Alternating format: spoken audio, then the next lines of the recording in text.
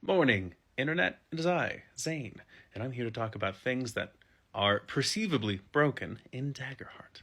Specifically, the Druid, because I've been seeing a lot of that online recently, especially on Reddit, because Reddit. But, is the Druid really broken? Short answer, at least in my opinion, no. Feel free to disagree. It is certainly very strong, don't get me wrong, but I don't think it's broken at all. I found my sunglasses. I was looking for these all day yesterday. Could not find them. But no, I don't think the Druid is very broken. And part of that is because realistically, especially the examples people are giving, like warrior multiclassing into Druid, it's going to be big monstrous kaiju. That can only really do two things.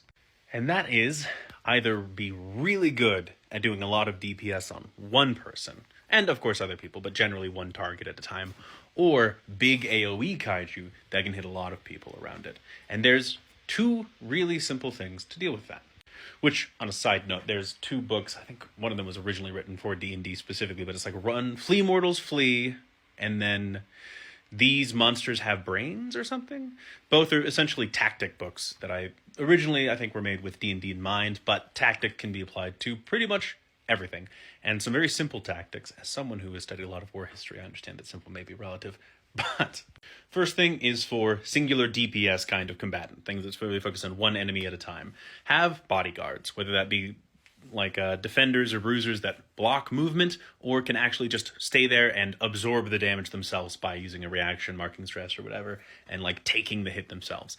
Another option is also force fields of some kind. This could be literal force fields, and force fields can take a lot of shapes. This could be like something they're wearing that blocks the damage until it's absorbed X amount, or crystals, or structures along walls, or literal pillars from ceiling to floor that protect them in some capacity until they're disabled in some way. And that, one, is just also very effective, but also, two, provide some form of engagement for the party to deal with that's not just hit this thing until it's defeated. Which is always, I think, a little bit more fun. I mean, some fights are just fun if they're just hit the other side until they're down kind of fights. But having a bit more engagement, it provides party members, especially ones that aren't necessarily as combat focused, maybe like magically focused ways to interact with the fight. While the big kaiju then distracts enemy forces and they deal with X, Y, Z. It can just add another interesting element to combat. Very straightforward, very simple, very easy, and implementable in pretty much any fight that you want to have it actually matter. And then number two, right, yes. Whirlwinds, AoEs, that kind of a thing. And this one is very simple. Spread your enemies out a little bit. Or if you're not like in a fight, like say it's close quarters or something, and you can't spread them out for whatever reason, you can definitely still have some defenders that can absorb damage for the person that you're trying to keep alive. But also, have adversaries waiting in the wings that will appear at some other point. So they're not immediately like fireballed or deathclawed or whatever form of AoE is waiting in the wings. Two very simple tactics, and then moving on from more broken things, because I don't really think it's that broken. DaggerHeart is definitely a narrative-focused game, and part of that is heroic power fantasy. So the Guardian is a great example, because the Guardian, as many GMs know, very tough to take down. Super tanky, the protector of the group, and one of the first TTRPGs I played where the tank can actually be a tank with just something as simple as one domain card, I am your shield, that can actually take blows for companions, which is incredible. And part of a core design of the game. The power fantasies that are there are meant to be there because that's what players like to enjoy. Some people will pick Druid because they want to be a super powerful nature mage that has control over the very land itself. And some will pick it because they want to turn into big gigantic kaijus like was it Kaiju number 8? Great anime, by the way. Love that show. But that's part of the power fantasy. Turning into this big, enormous creature that is a terrifying threat to face on the battlefield. That's part of the power fantasy. It's supposed to be there. And for anyone who's concerned about like min-maxers doing like multi-classing into Druid and things like that, min-maxers will always find something broken in the game that has mechanics to it and isn't just purely narrative, because that's what min-maxers enjoy doing. Right? Which is not a bad thing. Min-maxers can do a lot of great things for games, especially like developing games like the open beta of DaggerHeart. They found out a lot of the broken combinations so they could fix those. But if they are in a game and they're finding something that is truly broken, you'll know, because there is literally nothing you can do to stop it. That's how you know something's broken, is it's something that is truly unstoppable. But one of the biggest parts, especially with narrative-focused games, is does it truly detract from the fun of the game? That includes the person playing it, the other player, because they need to have fun too, right? If someone's just doing everything themselves, that's not as much fun for the players. And then also the GM. Does the GM enjoy this at their table or no?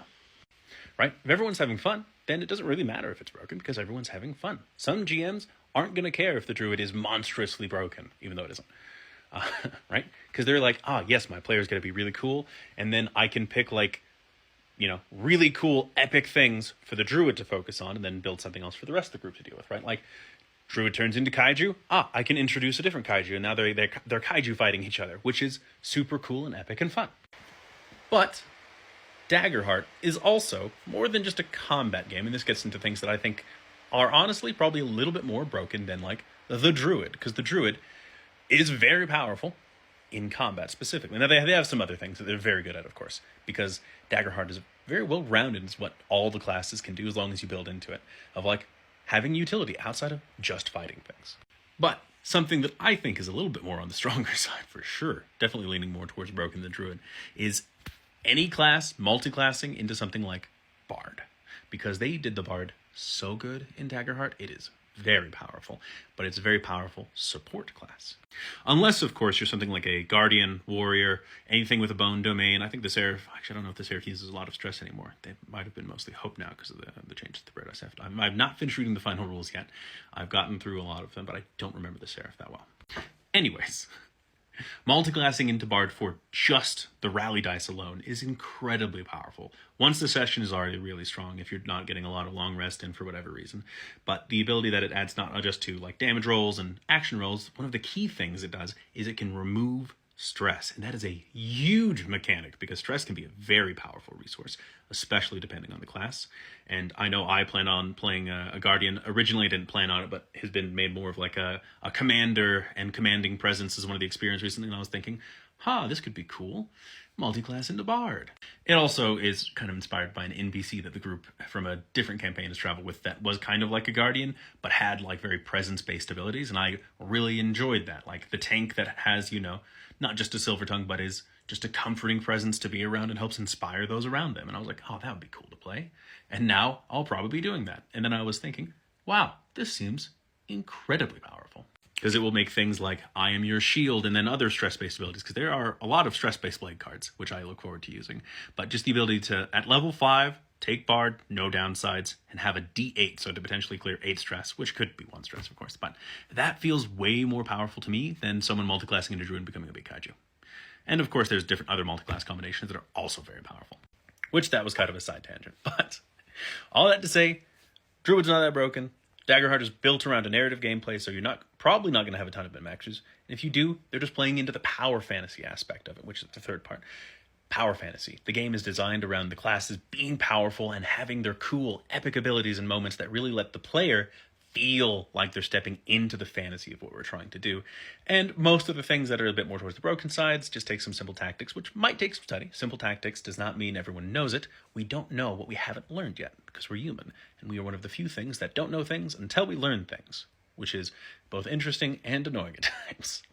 But I think this video is already long enough. Wow, 8.5 minutes. Yeah, I can go on a rant sometimes. But hopefully you've enjoyed it. For those who stuck around, I appreciate you. For everyone else, I still appreciate you. And I feel like I lost track of what I was just saying. ADHD. Woo. Anyways, to save you from my lack of scripted nature and lack of obvious technical capabilities, equipment, and editing skills, I'll just go ahead and say goodbye, everybody.